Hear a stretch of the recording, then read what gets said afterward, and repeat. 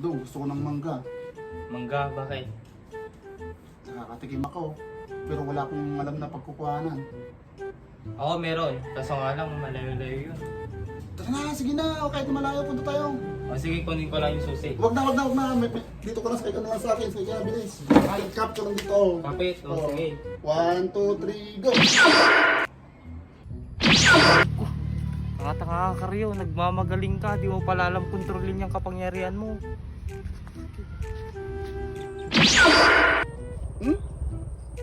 Gagay, mali yung binagsakan ko. Asan na kayo si Dudong? Saan kaya napadpad yun? Mali talaga yung kapangyarihan ko. Dapat pinapractice ko muna yun. Wala na tuloy.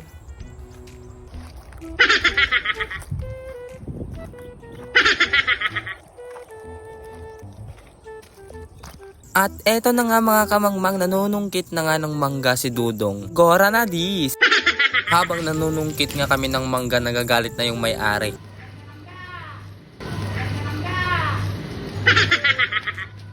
Isa pala kita na.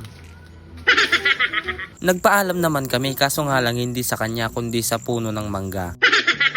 At dahil nga nagagalit na nga yung may-ari ng mangga, okay na yung 3 piraso na nakuha namin. Eto na nga, binalatan na nga ni Karyo gamit ang kanyang kapangyarihan. Wow naman!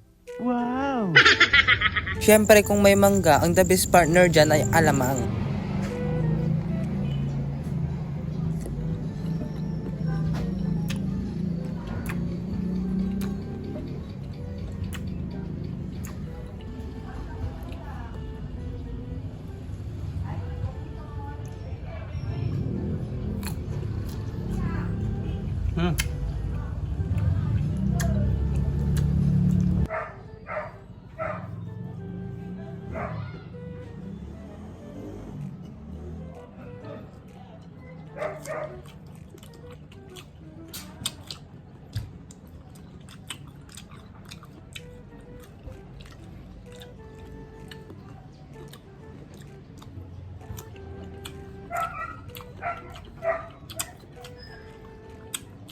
Siap.